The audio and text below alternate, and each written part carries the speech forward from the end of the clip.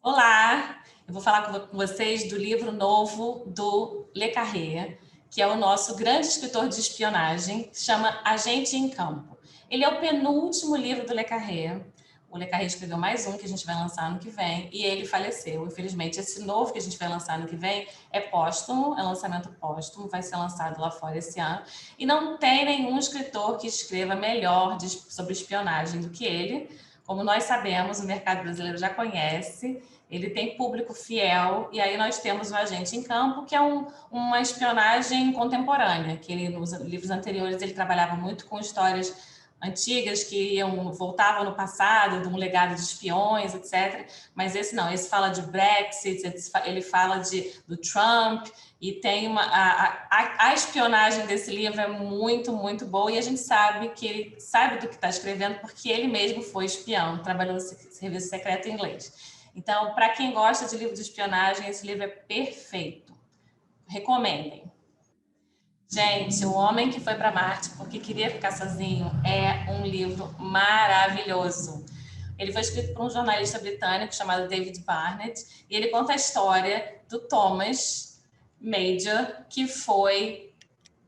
Ele era simplesmente uma pessoa que trabalhava no programa espacial britânico. De repente, o astronauta que estava indo para ser o primeiro homem a ir para Marte cai duro, ele pega e entra na coletiva como sendo o Thomas, né? Que era simplesmente um químico que trabalhava lá. E aí ele vai e assume o lugar, como isso acontece no dia da morte do David Bowie.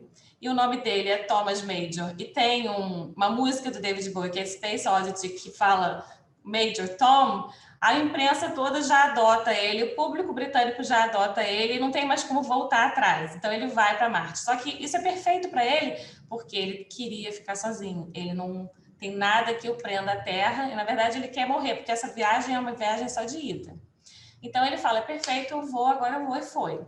Aí ele tá lá, de repente, é aniversário dele, ele usa um telefone lá, Iridium, para ligar para casa, para ligar para a ex-mulher. Só que o telefone da ex-mulher não é mais da ex-mulher, é da dona Gladys, que é uma senhora que sofre de demência, que cuida dos netos, o pai está preso, a mãe morreu, e aí ele liga por engano, quer dizer, ela atende, e aí ele fica querendo desligar, só que aí ele não consegue, e quando ele se vê, ele já está envolvido com aquela família, ele que queria ficar sozinho completamente, sem contato com ninguém, acaba se envolvendo de novo com pessoas, com seres humanos, e aí esse encontro muda a vida dele, muda a vida dessas pessoas de um jeito assim maravilhoso. É um livro lindo de chorar, de rir, tem coisas muito engraçadas.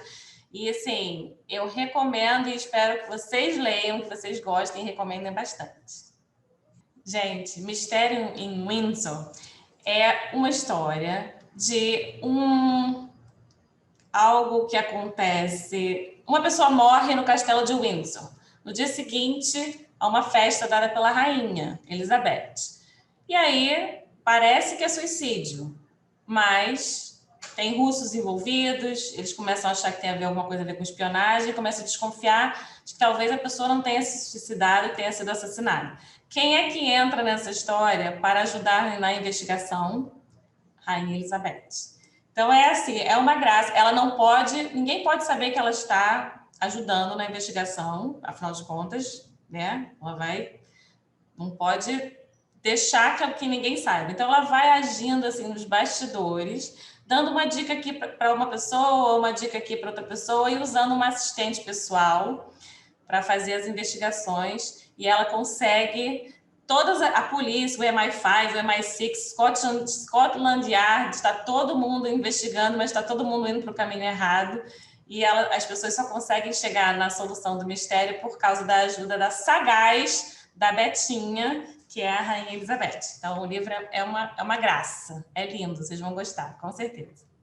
Então, agora nós vamos falar do Falcão de Esparta, um livro escrito por Con E. Golden, que é um grande autor de romances históricos que a gente já conhece, que vende muito bem, tem séries muito bem-sucedidas e muito famosas, e agora ele está com esse romance histórico, que é um romance histórico, é único, não é série, e que é inspirado ou baseado numa obra escrita por Xenofonte, e que fala da situação em que, na Pérsia, antes de Cristo, os guerreiros gregos mercenários estavam querendo voltar para a Grécia em segurança, e aí eles são atacados por todos os lados. E aí é essa história com essa batalha que ele recria nesse romance histórico, que é maravilhoso, extremamente pesquisado. Todo mundo que gosta de romance histórico, o Connie Golden, lá fora, ele é tão grande quanto o Bernard Cornwell, e aqui ele tem um espaço ainda para crescer. Então, recomendem esse livro para todos os fãs de romance histórico. Os fãs do Cornwell vão amar esse livro. Eu recomendo. Gente, o livro naquele fim de semana já começou bombando. Ele foi comprado para adaptação para um filme na Netflix. Vai estrear ano que vem. Mas a gente já vai lançar. E ele é o seguinte, é um suspense, meio thriller, em que duas mulheres inglesas, todo ano elas passam um fim de semana juntas, viajam, deixam todos para trás e passam um fim de semana juntas, o momento delas, amizade de longa data. Quando elas vão para Lisboa, e aí saem, vão jantar, depois vão para uma boate, e aí no dia seguinte uma delas acorda, cadê a outra? Ela passa a tentar ajudar a polícia a descobrir, quando vê que a polícia não está ajudando muito, ela mesma vai tentando investigar, e aí, conforme ela vai investigando, em algum momento ela vai descobrir o que aconteceu com a amiga, e em determinado momento ela vai descobrir como foi que aquilo aconteceu com a amiga, e isso vai ser uma revelação muito bombástica e que vai mudar a vida dela para sempre. Então, eu não posso falar mais nada, que se eu falar qualquer coisa além disso é spoiler, e vale muito a pena, porque essa descoberta que ela faz é tipo na última página, nas últimas páginas. Então, é enlouquecedor. Quando eu cheguei à última página, que eu vi o que era, eu falei, entendeu? Desse tipo de livro. Então, ó, vai bombar. Gente, o livro Oluwale Kosola, esse é o nome do cidadão que é entrevistado pela Zora Neale Hurston. E ele é quem? Ele é um escravizado que foi da África para os Estados Unidos no último navio negreiro. E ele, quando a Zora o entrevistou, ele era o último sobrevivente desse navio. E ela faz uma série de perguntas para ele responde daquele jeito dele, né, do quase dialeto dele, a forma de falar inglês que ele desenvolveu durante a existência dele lá nos Estados Unidos. E é um documento histórico, escrito de uma forma assim, maravilhosa. A Zora conseguiu fazer uma narrativa, amarrar o livro de uma forma linda, e ele teve uma revisão técnica de um antropólogo negro. Tem um texto de orelha da Stephanie Borges. A gente cuidou para esse livro ficar todo redondinho, todo correto. Tratamos com o maior cuidado e a gente espera. Ela é a autora, a Zora Neale Hurston. Ela é a autora do Seus Olhos Viam Deus, que a gente está relançou agora com capa nova, que é também ela é um ícone da literatura negra, que ela também era antropóloga. Então, assim, a gente espera. A Alice Walker foi quem ressuscitou a Zora na universidade. Ela que fez com que a obra da Zora fosse estudada, e aí, depois disso, ela alcançou um status de celebridade nos Estados Unidos. Então, a gente está relançando Os Seus Olhos Viam Deus com uma capa nova, também revisado também pelo Messias Vasques, que é esse antropólogo negro. E aí, depois, em seguida, a gente está lançando o livro que conta a história do Oluwale Kosola, esse último sobrevivente do último navio negreiro americano. Então, assim, vale muito a pena. Quem gosta de documentos históricos, todo mundo que está consumindo tudo relacionado à antropologia, à literatura negra, vai todo mundo amar. Então, recomendem. Gente, O Último Julgamento, do Scott Turow, é exatamente o que o título diz. É o último julgamento em que terá como protagonista o advogado de defesa Sandy Stern, que é aquele mesmo do Acima de Qualquer Suspeita, o livro que o Turow lançou na década de 90, que foi um sucesso, virou filme, e ele envelheceu. Hoje ele está com 85 anos e um amigo dele, está numa situação lá legal, e aí ele fala, bom, vou defender o meu amigo. No processo, ele começa a se perguntar, será que eu deveria estar defendendo este meu amigo? Será que ele é tão bom quanto eu imaginei que ele fosse? E é um romance de tribunal, ninguém escreve melhor romance de tribunal como o Scott Turow. É para fãs de John Grisham e todo mundo que gosta de romance de tribunal. Agora, Amar é Relativo é o novo livro de Sophie Kinsella, que é um livro fofo, que ele foi primeiro publicado, quer dizer, distribuído no Clube da Carina, os assinantes da Carina amaram. E é assim, é uma história bonita de uma mulher que já está cansada de ficar procurando namorado em aplicativos, né, de namoro, e ela resolve ir para um retiro de escritores, e aí, quando chega lá, um outro retiro de um outro assunto é cancelado e as pessoas se juntam ao retiro de escritores e ela conhece, então, um cidadão, só que lá no retiro ninguém pode falar seu nome, ninguém pode se identificar, e aí eles se apaixonam e tal. Quando acaba o retiro, que eles voltam para a vida real, aí eles descobrem o nome do outro, descobrem o que o outro faz e começam a não gostar tanto da realidade um do outro, e aí eles têm que entender se aquele amor que surgiu lá quando eles não se conheciam direito pode se sustentar na vida real. Então, assim, é uma graça, é um romance lindo e que todos os fãs de Sophie Kinsella vão amar, que são muitos no Brasil, ela é muito querida. Enfim, vai ser perfeito para os fãs dela e de todos os outros fãs de romances assim. Gente, Depois é Nunca, de Carpinejar, essa frase, Depois é Nunca, foi a frase que mais viralizou durante esse último ano do Carpinejar.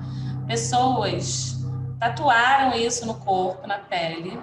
Carpinejar compartilhou com a gente fotos de pessoas. Nas redes sociais dele você vê várias das pessoas compartilhando tatuagens. E o Depois é Nunca foi o que mais teve. Ele mandou pelo menos uns 40 prints de pessoas diferentes que tatuaram isso no corpo. É tão forte, mas tão forte, que essa ideia do livro surgiu agora, não faz muito tempo que ele escreveu, por causa da pandemia, em que ele lidou com as pessoas, pedindo conselhos a ele, pedindo palavras de consolo a ele, ou inspiracionais, para lidar com o luto, para lidar com a perda. E só uma coisa que eu lembrei agora, a quarta capa tem uma frase que ele também colocou nas redes e que também viralizou, que se eu vou tentar me lembrar, é algo assim, você nunca sabe quando terá sido a última vez, a despedida já poderá ter acontecido. Então, eu fico até emocionada. Nos textos desse livro, ele trata sobre todas as coisas relacionadas ao apego, à perda, ao luto. Alguns dos textos são baseados na experiência dele, como são todos os livros dele, e outros são textos inspiracionais e que dão conselhos, né, que te fazem pensar, que fazem chorar muito. Todo mundo que perdeu alguém lendo esse livro vai se emocionar, vai se perdoar. Tem um texto muito lindo lá que fala que essa coisa de a gente ficar remoendo culpas e tal, isso é uma perda de tempo, é um masoquismo. Então, assim, é para todo mundo que perdeu alguém, ou seja, é para todo mundo que precisa ouvir essas palavras para ficar um pouco mais leve, para poder... Fica para sempre. O que tem nesse livro fica para sempre e dá um calorzinho assim no coração, dá uma acalmada. Você chora, chora, chora, e depois você dá uma acalmada e pensa, tá tudo bem, é assim mesmo, tá tudo bem. Então, assim, provavelmente vai fazer mais sucesso do que o Cuide dos Pais Antes que Seja Tarde. Se eu tivesse que apostar, eu penso... E ele foi, assim, um sucesso absoluto, best-seller, vendeu horrores. Mas esse agora, eu acho que vai botar o Cuide dos Pais no chinelo, porque isso aí vem no momento certo. Gente, A Biblioteca da Meia-Noite é um fenômeno editorial. primeiro lugar nas listas de mais vendidos lá fora, vencedor do prêmio Goodreads Choice Awards de ficção de 2020, e agora foi lançado pela TAG antes, em julho, e agora a gente vai lançar em setembro, de um jeito assim fantástico, com uma capa fantástica. A capa tem partes da capa que são com verniz fluorescente que brilham no escuro. Então, assim, vai ter gente comprando só pela capa, mas que bom, quem comprar só pela capa vai estar fazendo assim um favor para ela mesma, porque o livro é maravilhoso. Ele conta a história da Nora Cid, que está meio desiludida com a vida, as coisas não estão dando certo para ela é só meio deprimida, e aí um dia o gato dela morre, e aí ela pensa, não tem motivo mais para viver, vou tomar meus antidepressivos aqui e acabar com isso. Só que aí ela se vê dentro da Biblioteca da Meia-Noite, que é esse lugar que ela não sabe direito o que é, tem uma bibliotecária lá, e ela olha as estantes, as prateleiras são infinitas, e todas elas têm livros verdes, de vários tons de verde. E aí a bibliotecária explica para ela o funcionamento da biblioteca. Todos esses livros são o que poderia ter sido a sua vida se você tivesse feito alguma coisa diferente no passado. E um dos livros não é verde, é cinza, que é o livro dos arrependimentos. E ela fala, se você quiser, você pode olhar os seus arrependimentos, escolher alguns, e você pode entrar nesses livros, nessas vidas, e viver a vida que teria sido se você tivesse feito diferente. E aí a Nora vai ter a oportunidade de comprovar aquilo que ela tem como sensação de que a vida dela poderia ser melhor hoje se ela tivesse feito coisas diferentes no passado. E a gente acompanha ela nessa jornada, e aí a gente não só acompanha a história da Nora, mas como a gente coloca a nossa própria vida em perspectiva.